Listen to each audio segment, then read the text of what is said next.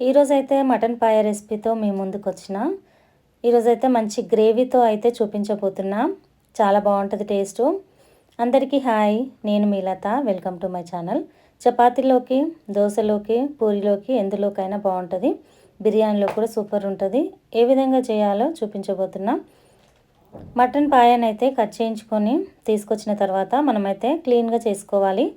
ఈ విధంగా ఒక కత్తి తీసుకొని ఇట్లా చేసినట్టయితే మనము మంచిగా క్లీన్ అయిపోతుంది అనమాట. ఇట్లా క్లీన్ చేసుకుంటేనే కర్రీ వండుకున్నప్పుడు బాగుంటుంది, లేకపోతే తినడానికి వీలుగా ఉండదు.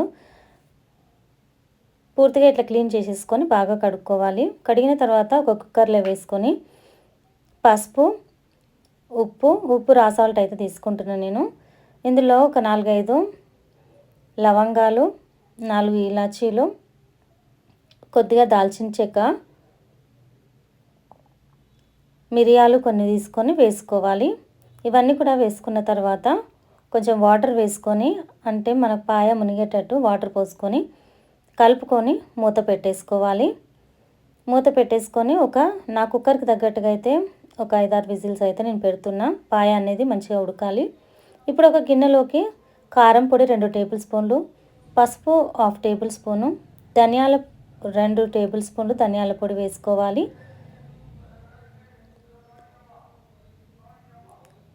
కాశ్మీరీ చిల్లీ అయితే 2 టేబుల్ స్పూన్లు వేస్తున్నా. నార్మల్ చిల్లీ పౌడర్ కొంచెము, కాశ్మీరీ చిల్లీ పౌడర్ కొంచెము, 2 కలిపి తీసుకుంటున్నాను నేను ఇక్కడ. కొద్దిగా రా సాల్ట్ వేసుకోవాలి. Chicken garam masala 1 tablespoon వేసుకుంటున్నా. ఇవన్నీ కూడా వేసుకున్న తర్వాత అల్లం వెల్లుల్లి పేస్ట్ ఒక 2 టేబుల్ స్పూన్లు వేసుకోవాలి. ఈ చిన్న టేబుల్ స్పూన్ కాబట్టి 4 టేబుల్ స్పూన్లు అయితే వేస్తున్నా. ఇవన్నీ కూడా వేసుకున్న తర్వాత వాటర్ వేసుకొని బాగా కలుపుకోవాలి. కలిపేసుకొని సైడ్కి పెట్టేసుకోవాలి. అల్లం వెల్లుల్లి పేస్ట్ మసాలా అంతా కూడా మంచిగా కలుపుకోవాలి. మసాలా అనేది మళ్ళీ కర్రీలో మనం ఏమి వేయము, ఇప్పుడే మసాలా అంతా కూడా కలిపేసినాము. చికెన్ మసాలా కూడా ఇక్కడనే వేసేసినాం కాబట్టి ఇదంతా కూడా వేసేసుకున్న తర్వాత మంచిగా కలుపుకొని పెట్టుకోవాలి. ఇప్పుడైతే ఆనియన్స్ కర్రీకి సరిపడంతా పేస్ట్ చేసి పెట్టుకొని ఒక కడాయి పెట్టుకొని అందులో ఆయిల్ వేడైన తర్వాత ఈ ఆనియన్ పేస్ట్ అంతా కూడా ఇందులో వేసేసుకోవాలి. ఆనియన్ పేస్ట్ కొంచెము మంచి కలర్ అయితే బ్రౌన్ కలర్ రావాలి. ఇప్పుడైతే ముందుగా రెడీ చేసుకున్నటువంటి మసాలా ఇందులో వేసేసుకోవాలి. అల్లం వెల్లుల్లి పేస్ట్, కారము, ధనియాల పొడి, గరం మసాలా ఇవన్నీ కూడా కలిపి పెట్టుకున్నాము. అంతా కూడా ఆనియన్ పేస్ట్లో కలిసిపోయేటట్టు బాగా కలుపుకోవాలి. కలుపుకొని సిమ్లో పెట్టేసి మంచిగా ఉడికించుకున్నట్లయితే మనకు ఆయిల్ అనేది పైకి వస్తుంది. ఈ మసాలా కూడా ఆనియన్స్తో పాటు మంచిగా ఉడికింది చూడండి. ఆయిల్ అయితే పైకి వచ్చింది. ఇప్పుడైతే టమాటాలు ఇందులో వేస్తూ ఉన్నాను. టమాటాలు కూడా ఒక 3 పెద్ద సైజులో తీసుకొని బాగా సన్నగా కట్ చేసుకొని వేసుకుంటున్నా. ఇప్పుడైతే కొద్దిగా కొత్తిమీర వేసుకోవాలి. ఈ కొత్తిమీర, టమాటా, ఆనియన్స్ అయితే బాగా మగ్గిపోవాలి. మగ్గిపోయేంత వరకు మంచిగా కలుపుకోవాలి. కొద్దిసేపు మూత పెట్టేసి ఉడికించుకున్నట్లయితే బాగా ఉడికిపోయింది. గ్రేవీ అయితే మనకు మంచిగా రెడీ అయిపోయింది. ఇప్పుడు మనం ఉడికించుకున్నటువంటి పాయ మాత్రమే ఇందులో వేసుకోవాలి. పాయలో ఉన్నటువంటి జ్యూస్ అనేది నేను పక్కన పెట్టేసిన. ఇప్పుడైతే కొద్దిసేపు ఈ మసాలాలో ఈ పాయను ఉడికించుకోవాలి. పాయ అయితే నాకు సూపర్గా ఉడికింది, మంచిగా మెత్తగా ఉడికిపోయింది. పాయ అనేది ముందుగానే ఉడికిపోయింది కాబట్టి ఎక్కువసేపు ఉడికించాల్సిన అవసరం లేదు.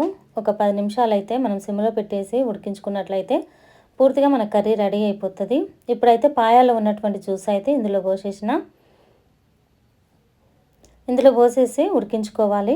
ఎవరైతే చింతపండు రసం కావాలనుకుంటారో ఆ రసం కూడా ఇప్పుడే వేసుకొని ఉడికించుకోవాలి. దీంతోపాటు నేనైతే ఇందులో చింతపండు రసం అనేది ఉపయోగించట్లేదు. ఈ జ్యూస్ పోసిన తర్వాత ఒక 5 నిమిషాలు అయితే బాగా మరగనియాలి. ఇప్పుడైతే నిమ్మకాయ తీసుకొని నేను ఒకటి పిండుకొని పెట్టుకున్నాను. ఇందులో గింజలు తీసేసేసి నిమ్మరసం అనేది పోసుకోవాలి. పోసుకున్న తర్వాత మంచిగా కలుపుకోవాలి. ఇప్పుడు ఆల్రెడీ 5 నిమిషాలు అయితే ఉడికిపోయింది. ఇంకొక 5 మినిట్స్ అయితే ఉడికిపిస్తే మనకు సరిపోతుంది. నిమ్మరసము కూడా పూర్తిగా ఇందులో కలిసిపోయేటట్టు ఉడికించుకోవాలి. మూత పెట్టేసి ఒక 5 నిమిషాలు ఉడికించుకుంటే సరిపోతుంది. ఇప్పుడైతే మనకు కర్రీ అయితే రెడీ అయినట్టే. మనం గ్రేవీతో చేస్తున్నాం కాబట్టి ఇలా చిక్కబడిన తర్వాత మూత తీసి చూపిస్తూ ఉన్నాను. మంచిగా ఉడికిపోయింది, రెడీ అయిపోయింది. ఇప్పుడు కొత్తిమీర వేసుకొని కలుపుకొని స్టవ్ ఆఫ్ చేసేసి ఒక 5 నిమిషాలు అయితే మూత పెట్టి అలాగే ఉంచాలి. ఈ కొత్తిమీర స్మెల్ కూడా కర్రీలో ఉండిపోతుంది, అందుకనే కొద్దిసేపు మూత పెట్టేసుకోవాలి. ఇప్పుడైతే మనకు సూపర్ టేస్టీ అయినటువంటి మటన్ పాయ రెసిపీ అయితే రెడీ అయిపోయింది. మీకు కూడా నచ్చిందని అనుకుంటూ ఉన్నాను. ఎవరికైతే నా ఛానల్ని ఫస్ట్ టైం చూస్తుండ్రో లైక్ చేయండి, షేర్ చేయండి, కామెంట్ చేయండి. తప్పకుండా లైక్ చేయడం అయితే మర్చిపోవద్దు. ఒక సర్వింగ్ ప్లేట్లోకి అయితే తీసేసుకుంటూ ఉన్నాను.